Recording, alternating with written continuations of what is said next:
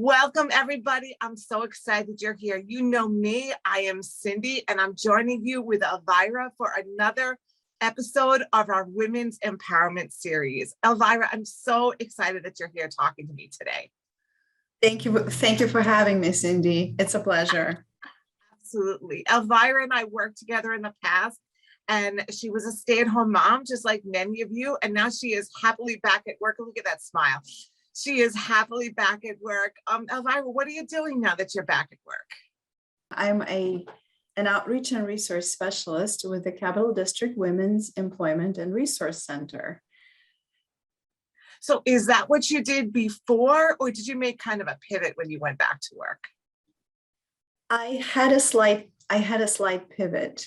My previous background was in human resources, and now I focus more on training and development. We are a workforce development organization helping stay-at-home moms, but also displaced homemakers get back to employment.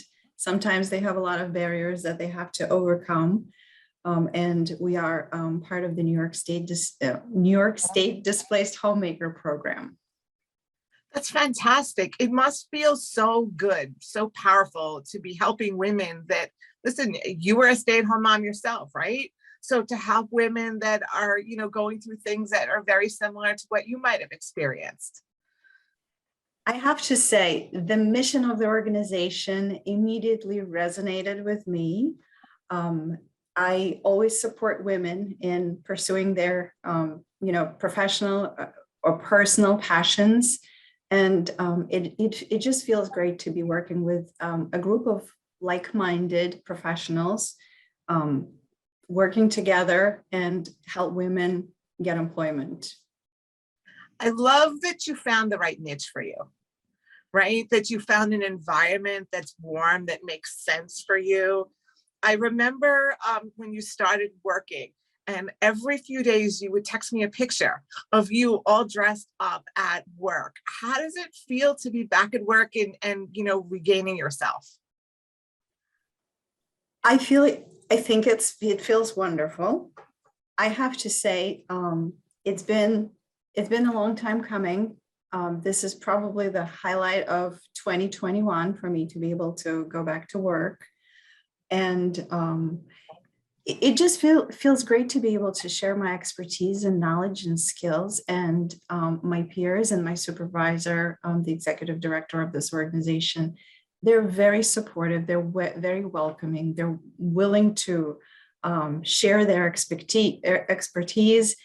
I truly learn from the best in the industry. They're great professionals and great role models. That's fantastic, especially because so many women are nervous, right? That they're going to go back to work and they're not going to be able to keep up with what's going on, that no one's going to be patient with them. But it's so heartwarming to hear how supportive they've been for you. Oh, absolutely. Absolutely. And even in one of your models where you were discussing strategies for returning to employment, some people, some women prefer to just dive into it and go full time. And some women perhaps prefer to make a smoother transition and try some part-time opportunities.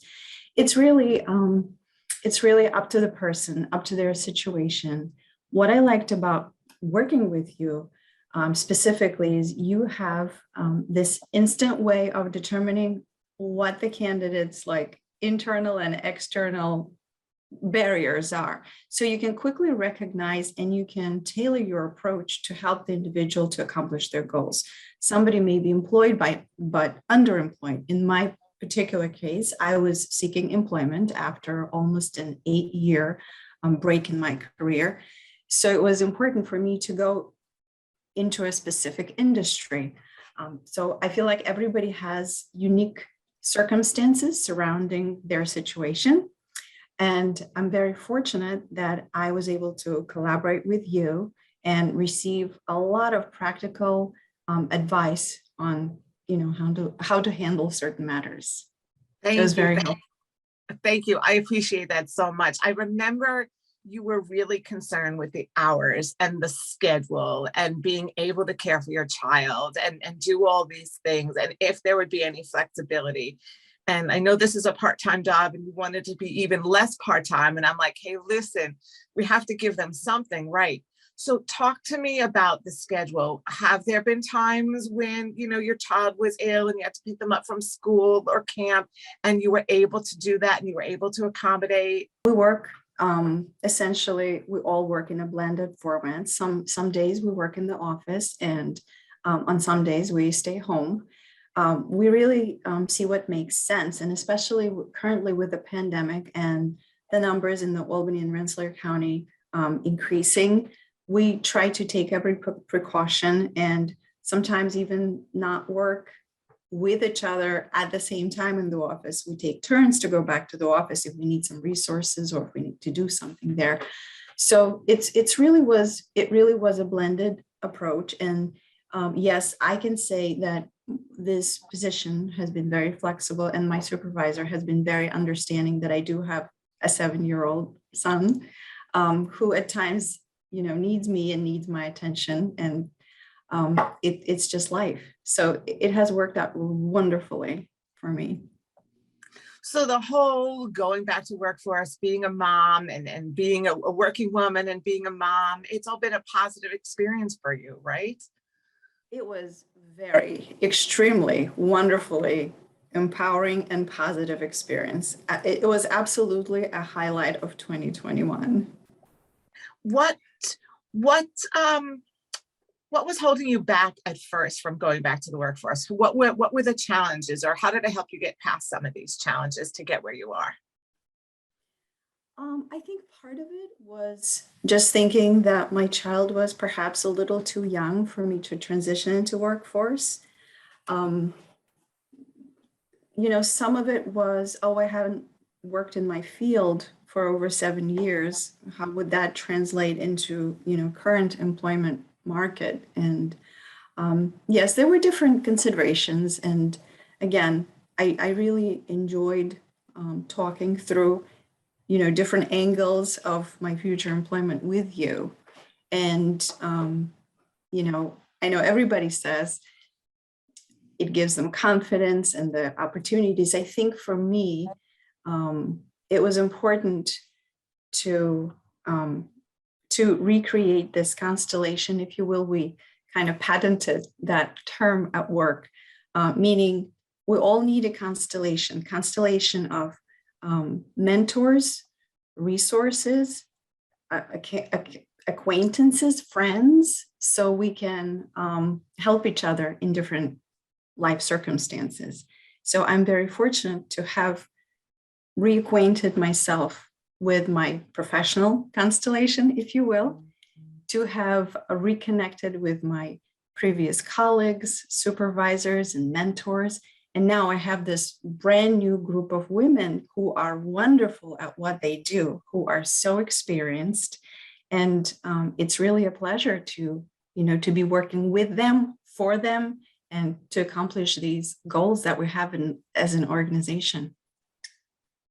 I love that concept of the constellation, because too often in women, we fail because we feel we have to do everything, right? Women feel that it's a weakness to ask for help, that it's a weakness to need something from somebody else.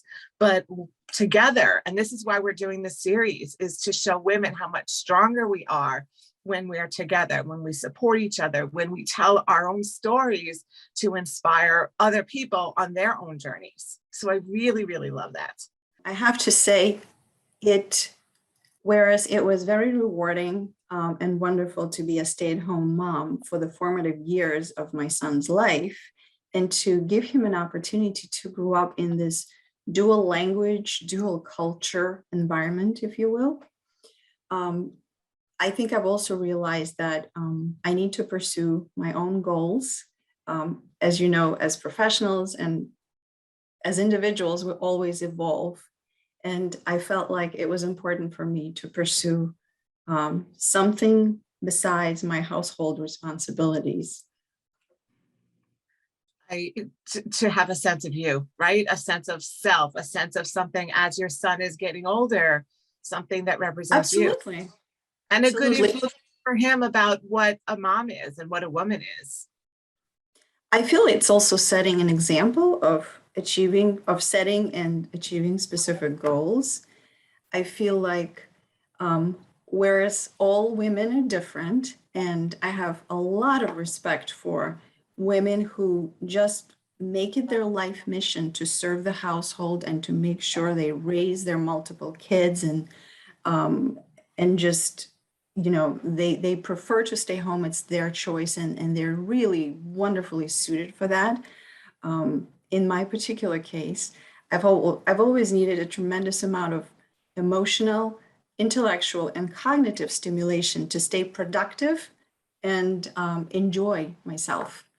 So I think I'm on the right track.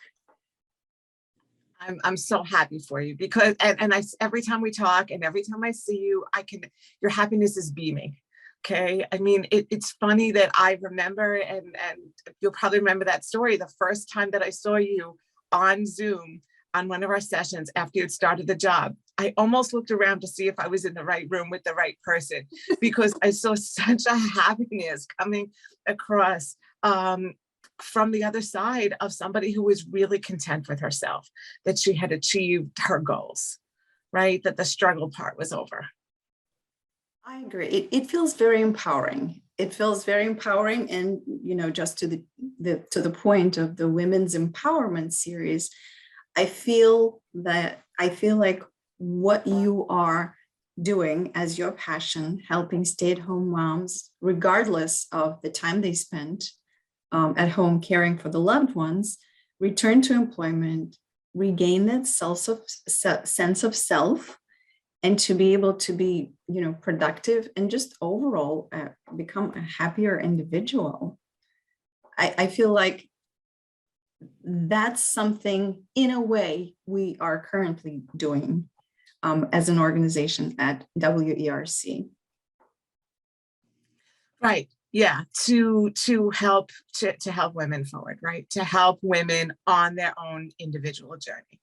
Right. Absolutely. Well, thank you so incredibly much for chatting with me today. It was a pleasure working with you, a pleasure helping you to get back to this job. And I wish you so much continued success.